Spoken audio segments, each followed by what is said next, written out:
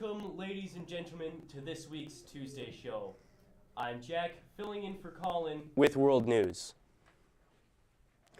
Last Monday and Tuesday, CNN reported that a series of attacks were carried out on military bases deep inside Russian territory. Russia has confirmed that Ukrainian drones were used in the operation. The Russian military bases that were attacked are far beyond the reach of Ukraine's declared attack drone arsenal. United States sources say that the Ukrainians must have used low-flying, long-range drones. The attack occurred as far as 500 miles inside of Russian territory. Things are not going so well for the unprovoked Russian attacks that were supposed to be over in 3 days. According to CNN, the Chinese President Xi Jinping landed last Wednesday in Saudi Arabia for a state visit to strengthen the country's influence in the Middle East. The visit has increased tensions between China and the United States as China seeks to increase its influence in the region. Rumors of the Chinese visit to Saudi Arabia had been circulating for months, much to Washington's dismay. We will see how things progress. That's all I have for World News, so let's head to Rachel with National. Rachel? Thanks, Jack. Last Wednesday, Owen, Jack, and I attended the very first Michigan Association of Broadcasters Great Lakes Broadcast Academy and Sports at Ford Field. It was a very exciting event attended by over 700 other students from schools all across Michigan. We heard from on-air personalities from NBC Sports, the Golf Channel, Bally's Sports, and several other college-level and professional broadcasting outlets. Many other professionals made presentations dealing with the effective use of social media, video editing, and career prep, just to name a few. Many thanks to the Michigan Association of Broadcasters and the MHSAA who partnered on the event. As we covered last week, the Hawaiian volcano Mauna Loa erupted over 2 weeks ago. The lava and debris had been steadily moving toward a crucial highway that splits the main island of Hawaii in half. But recent observations by the U.S. Geological Survey have shown that the eruption may have begun to decrease, which is good news for the entire island of Hawaii. We will continue to keep you updated as the eruption and cleanup efforts continue. According to CNBC's News Nation, Walmart CEO Doug McMullen is debating whether or not to close a number of stores because of an increase in shoplifting. When asked to put a number on the losses, McMullen could not give an exact figure. However, it is clear that if multiple stores close, affected areas will certainly suffer higher unemployment. And finally, the Washington Post reported today that the leading cause of death in the United States is from a fentanyl overdose. From 2019 to 2021, fatal overdoses increased 94% and is now estimated that nearly 200 Americans are dying every day from this drug that is 50 times more powerful than heroin. Very sad. Ahead, Jack will return with state news. You are watching The Friday Show.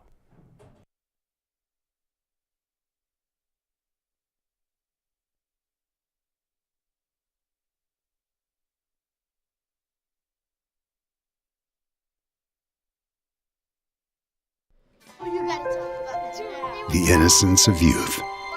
Is there anything any better? But soon they'll be in high school and facing all the same challenges you faced. How to make friends, how to fit in, how to be cool. We want our children to have everything they'll need to live fulfilling and productive lives. Make sure the kids in your family are among the more than 300,000 participants here in Michigan who take part in high school sports. Welcome back. In state news, multiple allegations of racism have been levied against a construction contractor while it was performing work on a high-rise in the Metro Detroit area. 4 African-American workers are suing United Electrical Contractors on the grounds of ethnic intimidation. The workers cited multiple examples of this intimidation, such as racial slurs being written on toilet seats and a noose hanging from the job site. This is not the first time that UEC has been accused of racism, with the first accusation occurring in January. An Ann Arbor recent water quality test has revealed dangerous levels of dioxane, a powerful cancer-causing chemical, in the local water supply. A sample in Ann Arbor Township, north of Skyline High School, revealed contamination above acceptable state levels. Recent follow-up tests showed a lower amount of the chemical, but suspicions of inadequate testing have arisen. This event has been described by local officials as a possible slow-motion environmental disaster. Rachel, what do we have for local news? Well, Jack, Governor Whitmer is appointing Genesee County Assistant Prosecutor and former defense attorney Carrie Hannibal to replace Judge Joseph Farah, who retired on November 9th amid allegations of sexual misconduct involving an intern. Hannibal worked on the private practice with the Kurger law firm in Michigan and Ohio. Hannibal's work included efforts on behalf of indignant defendants in Lucas County, Ohio. Saginaw City Police are seeking information about a man who was seen on a security camera stealing Amazon packages off a residential porch in the city. The police department's Facebook page commented, "We are trying to identify the Grinch in the photos." The Saginaw City Police are asking for any information about the suspect. Anyone who recognizes this Grinch should call Detective Ryan Jaruski at 988-759-1231. That's 988-759-1231. Last Saturday, our team visited the Montrose Candle Walk. Let's take a look. Good evening, everyone. I am Noah Gross here at the 2022 Montrose Candle Walk in our own hometown of Montrose. And me and my MDM crew are here to interview some of the citizens of Montrose to ask them how the Candle Walk affects our community. How do you think the Candle Walk affects the town of Montrose?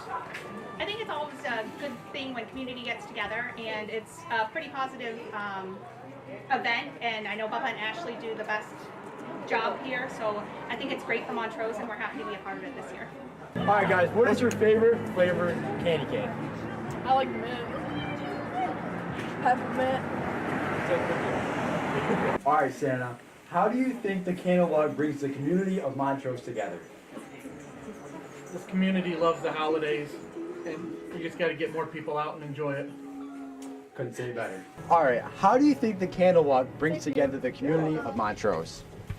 I think it allows people to come here and actually see the businesses, interact with each other. It's a good community event. All right, what is your favorite part about Christmas? My favorite part about Christmas is spending time with family and my friends. All right, Logan, what is your favorite part about Christmas? Spending time with my family.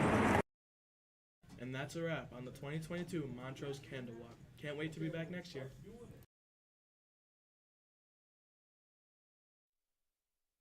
On the other side of the break, we will hear from Owen and Noah with sports.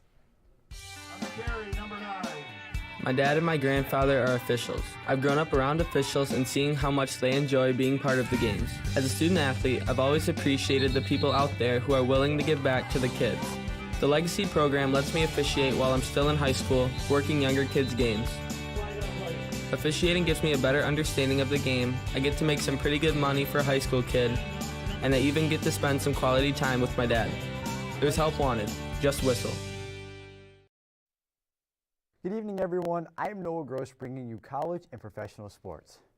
For the first time in Michigan football history, Team 143 has gone 13-0. Michigan took on the Purdue Boilermakers in the Big Ten Championship game Saturday night and came out victorious for the second year in a row. Final score, 43-22.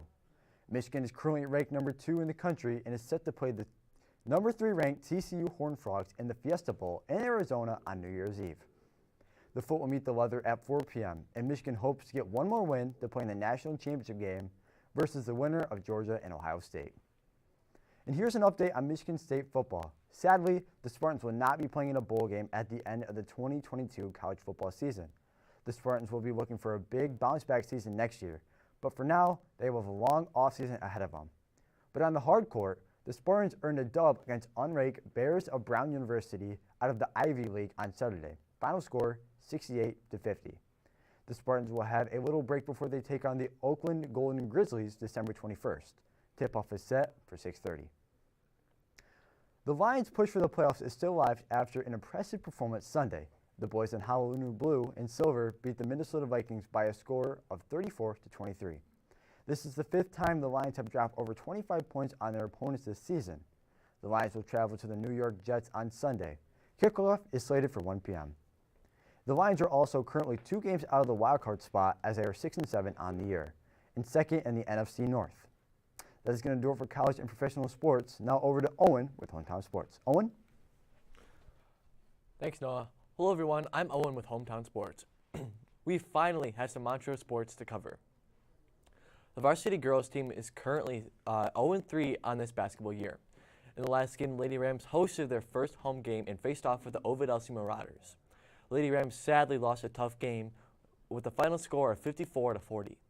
Tonight, the Lady Rams will take on the Railroaders of Durand at home and looking for their first win. Remember that the game can be seen on MDM-TV.com. The varsity boys basketball team is 1-1 on the year. On Friday, the Rams faced off with the Ovid Elsie Marauders, and the Rams went back and forth with the Marauders, but they sadly lost the game, and the Marauders took the game away, winning with a final score of 59-43. Leading the scoreboard for the Rams was Topher Allen with 20 points, and Evan Hockey and Zach O'Neill chipped in 7 for the Rams. The boys will also go on the attack against the Railroaders tonight at 7 p.m. Watch the game on MDMTV.com. That's going to do it for sports. Now over to Peyton with this week's announcements. Good afternoon. I'm Peyton, back with this week's school announcements. Christmas Spirit Week has officially started. Tomorrow's theme is Santa's Workshop, Elf, Santa, Reindeer, and Mrs. Claus. Thursday's theme is Holiday Hat Day, and Friday's theme is Ugly Sweater or Mismatch Day. We will end the Spirit Week with a pep assembly on Friday. If you want to participate in the pep assembly games, there is a sign-up sheet in the office. Place your name on the piece of paper and put it in the box with your grade listed. Yearbooks are currently on sale for $65. The price will go up to $70 after December 17th. Make sure to get one if you can. Student Council are now selling raffle tickets for $1 at lunch. The winning ticket will be drawn at the pep assembly on Friday, December 16th, and will enjoy a relaxing day in the recliner on Monday, December 19th. If you have any questions about broadcasting, please visit MDMTV.com for updated schedules, pictures, and digital media announcements. Make sure to check out our Facebook and follow us on Twitter. Schedule change request forms for the second semester are outside the Career Resource Center. They must be signed and turned in by this Friday. And a special thank you to all of the classes that donated wrapping paper and tape. In total, there was 137 wrapping paper tubes and 48 tape packets. That's all for this week. Have a great weekend. We will see you next week. Now here's Jack with the final word. Thanks, Peyton. And thank you all for tuning in to the Friday show. Make sure to come back next week for more news, sports, and school updates. For our entire MDM.com crew, I'm Jack Hillard. Have a great weekend.